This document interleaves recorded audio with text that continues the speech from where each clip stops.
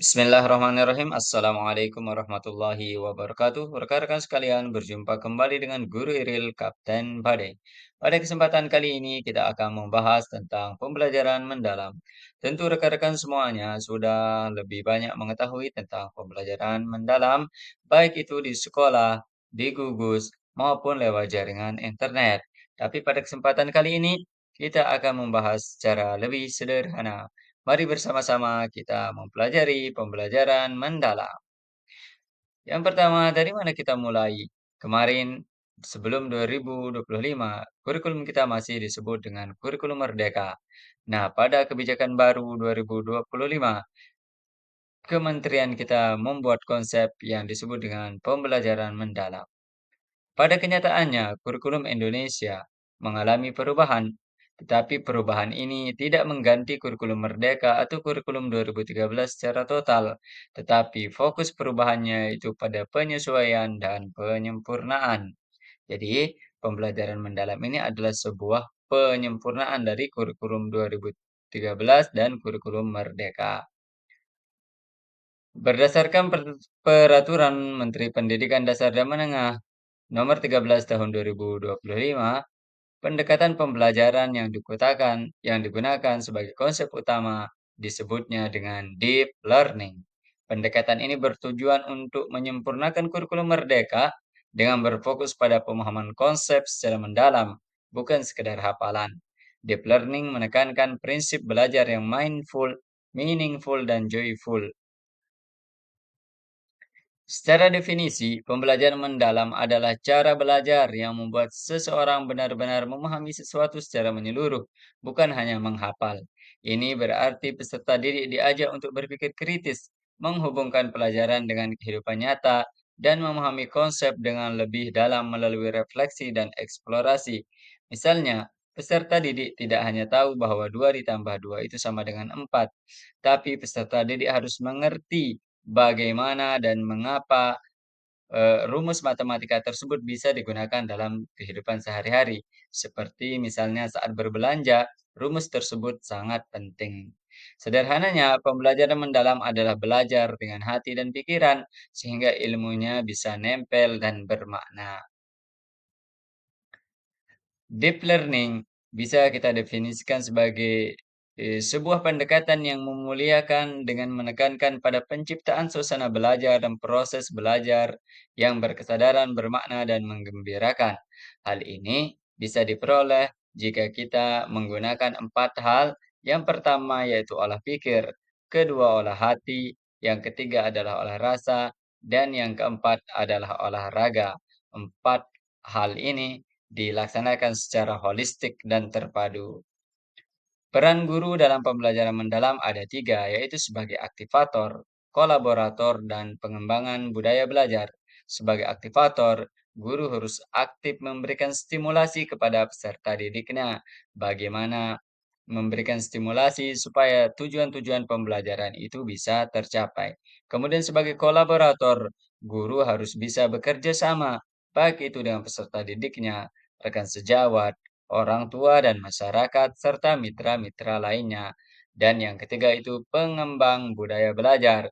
Guru harus menjadi teladan terdepan, memberikan kepercayaan dan peluang kepada peserta didik untuk berani mengembangkan kreativitas dan berinovasi dalam proses belajar mengajarnya. Secara garis besar, pembelajaran mendalam terbagi menjadi 4 hal. Yang pertama disebutnya DPL atau dimensi profil lulusan. Dimensi profil lulusan merupakan fokus profil lulusan yang akan dicapai, yaitu ada 8. Keimanan dan ketakwaan terhadap Tuhan Yang Maha Esa, kewargaan, kreativitas, penalaran kritis, kolaborasi, kemandirian, kesehatan, dan komunikasi. Yang kedua yaitu kerangka pembelajaran mendalam. Kerangka pembelajaran mendalam sebagai panduan sistematis dalam menyusun desain pembelajaran, yaitu isinya praktik pedagogis, kemitraan pembelajaran, lingkungan pembelajaran, dan pemanfaatan digital. Kerangka pembelajaran ini disebutnya dengan RPM atau Rencana Pembelajaran Mendalam.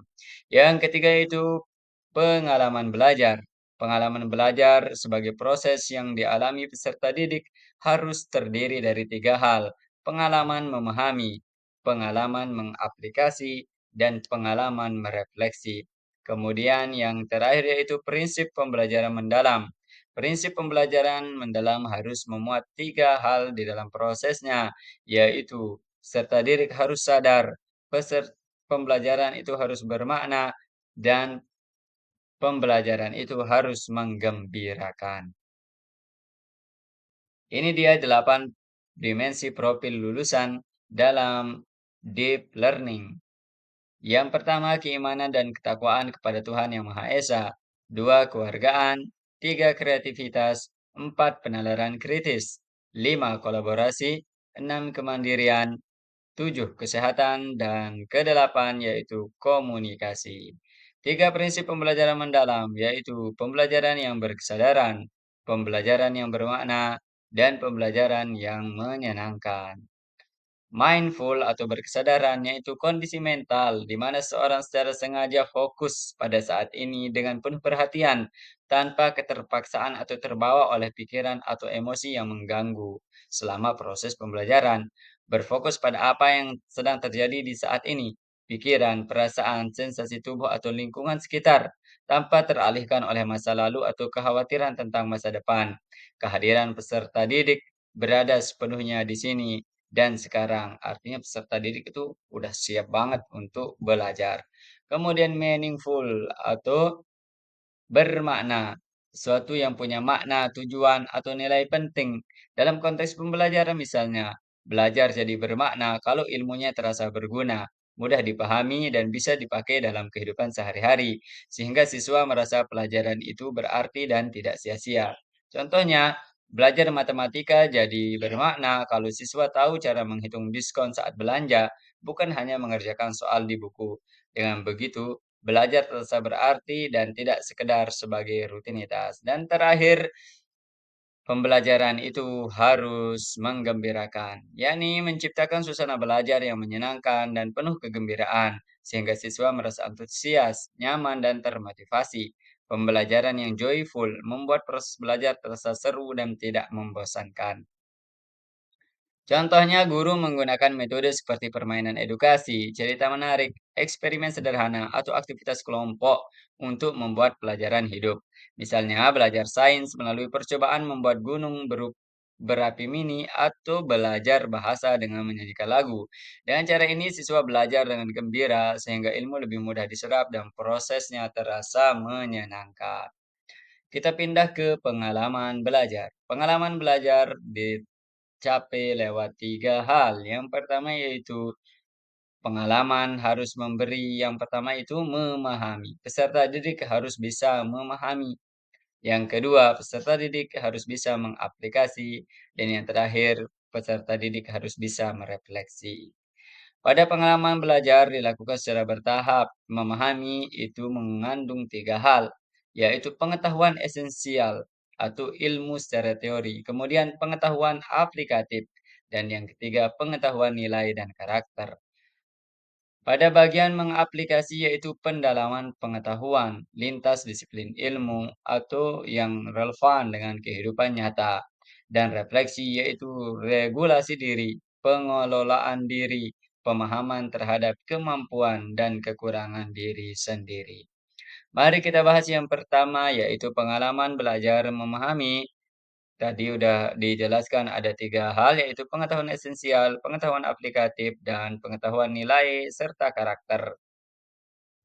Karakteristiknya yaitu menghubungkan pengetahuan baru dengan pengetahuan sebelumnya, memberikan stimulasi proses berpikir peserta didik, menghubungkan dengan konteks nyata dan kehidupan sehari-hari, memberikan kebebasan eksploratif dan kolaboratif, menanamkan nilai-nilai moral dan etika dan nilai positif lainnya, mengaitkan pembelajaran dengan pembentukan karakter peserta didik. Kemudian pengalaman belajar yang kedua yaitu mengaplikasi atau memperluas atau mengembangkan pemahaman terhadap konsep dengan menghubungkannya ke situasi baru, pengalaman lain atau bidang ilmu yang berbeda. Karakteristiknya yaitu menghubungkan konsep baru dengan pengetahuan sebelumnya, menerapkan pengetahuan ke dalam situasi nyata atau bidang lain, mengembangkan pemahaman dengan eksplorasi lebih lanjut, dan yang terakhir itu kemampuan berpikir kritis dan mencari solusi inovatif berdasarkan pengetahuan yang ada.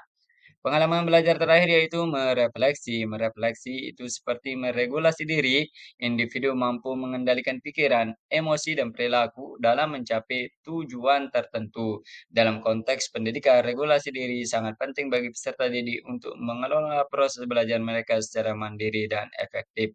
Karakteristiknya itu memotivasi diri sendiri untuk terus belajar bagaimana cara belajar, refleksi terhadap pencapaian tujuan pembelajaran, menerapkan strategi berpikir, dan memiliki kemampuan metakognisi dalam meregulasi emosi dalam pembelajaran. Yang terakhir itu adalah perencanaan pembelajaran mendalam, memuat 4 hal atau ini biasanya kalau kemarin disebutnya RPP, nah sekarang kita bisa menyebutnya RPM, kita bisa menyebutnya dengan modul ajar. Isinya yang pertama yaitu identifikasi.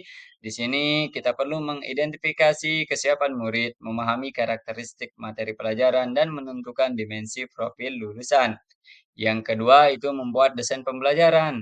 Pertama itu menentukan tujuan pembelajarannya, yang kedua menentukan kerangka pembelajaran yang diisi praktik pedagogis, kemitraan pembelajaran, lingkungan pembelajaran, dan pemanfaatan digital. Yang ketiga kita isi dengan pengalaman belajar, yaitu kita mengembangkan pengalaman belajar seperti apa yang ingin kita sampaikan pada pembelajaran. Seperti A. Merancang pembelajaran dengan prinsip berkesadaran, bermakna, dan menggembirakan. B. Mendeskripsikan pengalaman belajar, memahami, mengaplikasi, dan berefleksi. Dan yang terakhir adalah asesmen. Asesmen itu ada tiga. Asesmen pada awal pembelajaran, asesmen pada proses pembelajaran, dan yang terakhir asesmen pada akhir pembelajaran. Itu saja penyampaian kita tentang pembelajaran mendalam. Semoga rekan-rekan bisa memahaminya.